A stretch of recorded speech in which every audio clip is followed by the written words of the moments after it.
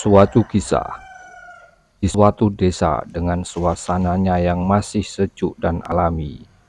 Hiduplah dua orang remaja bernama Rudi dan Bowo. Mereka berdua di cerita ini adalah dua orang sahabat dekat. Mereka berdua mencintai seseorang kembang desa bernama Riri. Rudi setiap harinya dia bekerja sebagai penjual ikan hasil laut di pasar. Maklumlah, dia memang dari keluarga sederhana, sehingga dia harus membantu ayahnya bekerja. Sedangkan Bowo dia adalah anak orang yang berada, maksudnya orang yang kaya gitu. Jadi, meskipun dia tidak bekerja, Bowo tidak kekurangan uang sedikit pun. Bowo dan Rudi bersahabatan sejak kecil. Jadi, mereka kalau main, mereka berdua selalu bersama-sama. Sampai dia apel ke rumah cewek pun mereka berdua selalu mengajak satu sama yang lainnya. Awal cerita dimulai dari ketika Bowo mengajak Rudi apel ke rumah si Riri, wanita yang sekarang menjadi para idola laki-laki di desa itu. Kata Bowo, "Rudi, ayo kita antar malam minggu kita main ke rumah si Riri." Kata Bowo, "Oke siap Bowo, kita gaskan apa ke sana." Kata Rudi menyahut. Sepertinya mereka berdua sama-sama suka kepada kembang desa tersebut. Wah, ini pasti akan menjadi persaingan antar teman. Singkat cerita, mereka pun malam itu ke rumah si Riri. Sampai di rumah Riri, Bowo mengetuk pintu rumah Riri. "Assalamualaikum," Bowo memanggil. "Ya, waalaikumsalam," kata Riri sembari membuka pintu. "Hai Riri," kata Bowo. Kalian berdua, Bowo dan Rudi, silakan masuk," kata Riri. "Iya, terima kasih," kata Bowo dan Rudi. Mereka berdua pun masuk ke rumah Riri. Riri dan Rudi duduk di sebuah kursi di rumah itu. Di mana kabar kalian berdua kok nggak pernah kelihatan?" kata Riri menyapa mereka.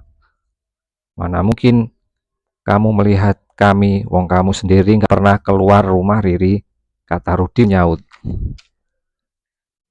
"Iya betul," Bowo pun ikut menyahut. "Iya emang betul kata kalian. Semenjak aku lulus sekolah, aku jarang keluar rumah. Aku lebih banyak aktivitas di kamar sambil main HP. Siapa tahu sambil cari-cari kerja secara online." "Oh begitu," kata Bowo dan Rudi. Mereka menyahut. Ternyata mereka bertiga adalah teman sekolah waktu dulu. "Oh iya, kalian berdua sekarang sibuk apa?" tanya Riri kepada Rudi dan Bowo.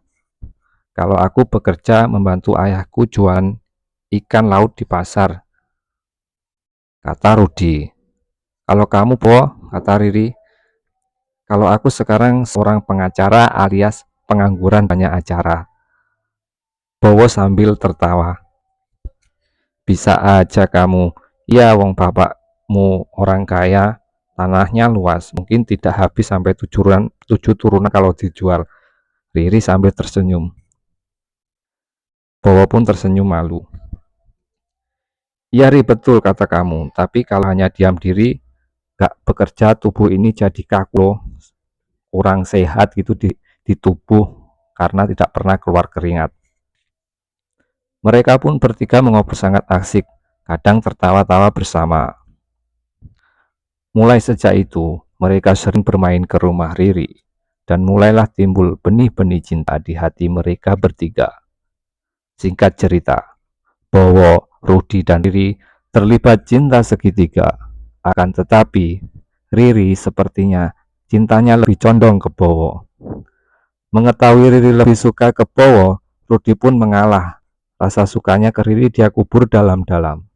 Agar persahabatan mereka, Bowo dan Riri, tidak rusak karena cinta buta. Memang cinta ini tidak harus memiliki. Bowo dan Riri pun jadian, mereka berpacaran. Dan dalam beberapa bulan menjalani pacaran, Bowo dan Riri pun tiba-tiba dia menyebarkan undangan ke Rudi. Mereka berdua mau menikah. Perasaan Rudi pun bahagia bercampur sedih. Biar dimanapun, Rudi dulu pernah menyukai si Riri, jadi wajarlah dia kecewa. Akhirnya Rudi pun benar-benar mengubur cintanya kepada Riri, karena cewek itu sudah menjadi istri yang sah dari temannya si Bowo. Dan berselang lama, sampai suatu ketika Rudi pun bertemu kekasih yang baru lagi. Dia menyukai cewek yang juga masih teman satu sekolahnya dulu dengan Bowo dan Riri, namanya Susi. Rudi, Bowo dan Riri, walaupun dia sudah menikah, Bowo dan Riri, mereka masih bersahabatan dengan baik dan wajar. Rudi pun sering curhat kepada Bowo dan Riri akan perasaannya kepada Susi. Rudi meminta tolong kepada Bowo dan Riri untuk menjadi comblang dia. Singkat cerita, Rudi pun mengajak Bowo untuk apel ke rumah Susi. Rudi pun sebenarnya orang yang pemalu. Dia tidak berani pergi apel sendiri walaupun dia sudah kenal dengan Susi. Hari demi hari pun berganti. Rudi dan Bowo sering ke rumah Susi. Dan mulailah timbul benih-benih cinta. Mulai tumbuh, akan tetapi cintanya Susi itu di luar nalar. Susi itu ternyata tidak menyukai si Rudi, akan tetapi dia menyukai Bowo, temannya sendiri yang sudah punya seorang istri, yaitu si Riri. Dengan kejadian itu, mereka, Rudi dan Bowo pun bertengkar sampai mereka adu fisik. Rudi memukul Bowo sampai berdarah hidungnya. Rudi sangat geram terhadap Bowo. Mereka bertengkar di pinggir jalan, Rudi dan Bowo. Mereka adu fisik, pukul-pukulan karena pacarnya ditikung oleh si Bowo. Muka Bowo pun sampai bonyok, babak belur dihajar Rudi. Untung ada seseorang yang memisahkan perkelahian mereka berdua. Setelah perkelahian itu, Bowo pun pulang ke rumah. Sesampainya di rumah, Riri sang istri Bowo melihat suaminya babak belur. "Kenapa mas? Kenapa mukanya kok bonyok gitu?" ucap Riri. "Tidak apa-apa dek, hanya tadi aku terjatuh dari motor." Bowo mengelak. "Kok bisa sih mas? Dimana ceritanya bisa jatuh gitu?" "Sakit nggak mas?" tanya Riri. "Nggak apa-apa dek, cuma luka sedikit, aku nggak kenapa-kenapa, sudah biasa ini," kata Bowo. "Luka seperti itu pasti sakit mas, jangan bohong mas," ucap Riri sambil mencari obat merah dan air hangat untuk mengompres luka Bowo. Luka Bowo pun dibersihkan dengan air hangat oleh Riri. Lalu Riri bertanya dalam hati, sambil membersihkan lukanya si Bowo. "Dia agak curiga sih," kata Riri. "Luka mas kok kayak kena pukul gitu deh." Bowo masih terdiam sambil meringis kesakitan si Bowo. Dan cerita pertengkaran Rudi dan Bowo menjadi omongan para warga di situ, dan kian menjadi viral dan trending topik di desa itu. Rahasia yang disimpan Bowo kepada Riri pun terdengar sampai ke telinga Riri. Riri kaget. Dia baru sadar kalau luka yang kemarin tersebut akibat pukulan dari si Rudi. Riri pun mencari keberadaan Rudi. Dia ingin meminta pertanggungjawaban Rudi atas penganiayaan terhadap suaminya. Mereka bertemu. Riri marah. "Dasar teman kurang ajar, bukan teman itu namanya. Kamu tega pukul si Bowo," kata Riri. "Bukan aku yang memulai, tapi suamimu sendirilah yang memulai," kata Rudi. "Ah, jangan banyak alasan kamu, Rudi. Kamu akan aku laporkan ke polisi," kata Riri mengancam. "Suami kamu sendirilah yang tidak jujur terhadap kamu," kata Rudi. "Maksud kamu apa Rudi?" kata Riri. "Suami kamu selingkuh sama pacarku si Susi," kata Rudi. Riri pun kaget. Jangan fitnah kamu Rudi, mentang-mentang kamu pernah sakit hati terhadap aku dan Bowo waktu dulu, kamu mau membalasnya. Benar, aku tidak bohong. Tanyakan saja pada suami kamu, kata Rudi. Riri pun pulang ke rumah sambil memendam amarahnya karena mendengar cerita dari Rudi tadi. Sesampainya di rumah, Riri pun langsung mendatangi Bowo yang sedang tidur di kamar. Kata Riri, "Mas, apa benar kamu berbohong atas luka kamu yang kamu alami saat ini?" "Apa maksud kamu, Dek?" kata Bowo. "Mas, jangan bohong lagi, aku sudah tahu ceritanya dari Rudi," kata Riri. "Maksud kamu apa?" kata Bowo. "Kamu selingkuh ya dengan Susi, teman kita. Itu Susi pacar si Rudi," kata Riri.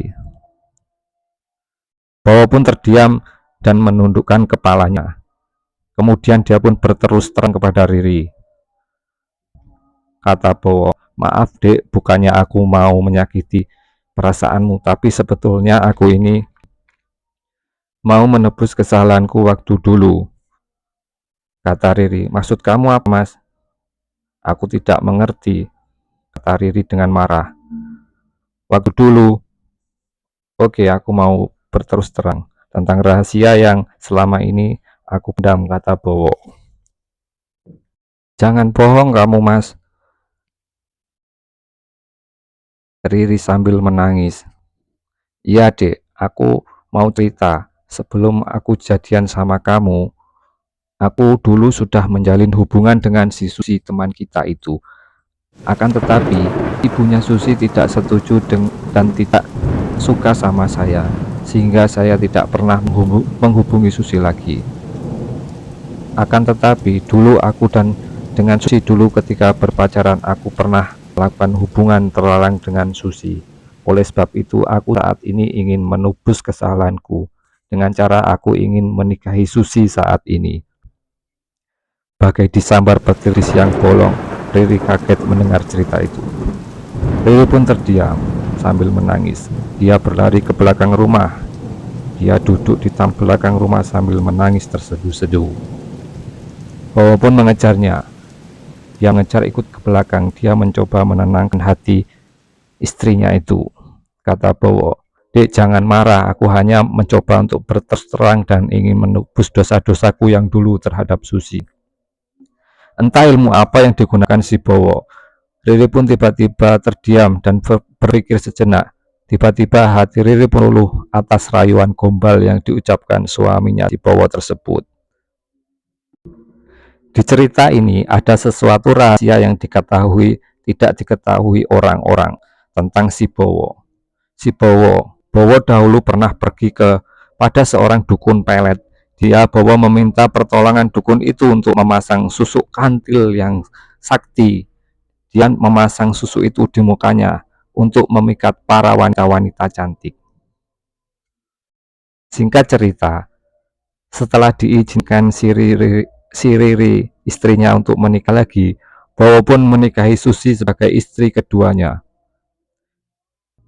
Mereka pun menjalani hidup dengan aman-aman saja. Mereka tidak pernah bertengkar, walaupun statusnya beristri dua. Memang Bowo anak orang kaya, jadi masalah ekonomi mereka tidak kekurangan dan kesusahan hidup istri-istrinya. Mereka berkecukupan semuanya. Setelah beberapa tahun, tiba-tiba tubuh Bowo pun sudah mulai sakit-sakitan. Dia punya penyakit tekanan darah tinggi, sehingga ketika itu dia pernah jatuh. Kemudian kakinya lumpuh dan tidak bisa jalan karena terkena stroke. Bowo tidak bisa apa-apa. Dia hanya bisa duduk di sebuah kursi roda. Dan semenjak kejadian itu, istrinya si Susi dan si Riri yang dulunya sangat mencintai Bowo sekarang berubah drastis. Susi dan Riri mereka berdua sering meninggalkan Bowo keluar rumah. Bowo ditinggalkan di kursi roda hanya bersama seorang asisten rumah tangga. Pernah juga Susi dan Riri pernah membawa seorang laki-laki tampan pulang ke rumah di hadapan si Bowo yang sedang sakit stroke. Susi dan Riri sering membawa selingkuhannya pulang ke rumah. Sedangkan Bowo, dia hanya bisa diam karena dia tidak bisa bicara ataupun berjalan karena penyakit stroke yang dia alami. Tapi meskipun Bowo tidak bisa bicara dan berjalan, akan tetapi perasaan Bowo masih berjalan dengan normal seperti orang-orang biasanya. Dia hanya bisa meneteskan air mata, menahan sakit hati karena kelakuan sang istri. Bowo sebetulnya dia ingin mati saja ketimbang hidup seperti itu. Akan tetapi Tuhan berkehendak lain. Bowo tidak kunjung-kunjung mati. Mungkin itu adalah balasan si Bowo akibat dia memasang susuk si kantil itu di tubuhnya, sehingga dia banyak mempermainkan banyak wanita-wanita, sehingga dia mendapatkan siksaan dan karma dari Tuhan. Mungkin cukup sekian cerita kali ini. Saya ucapkan terima kasih. Assalamualaikum warahmatullahi wabarakatuh.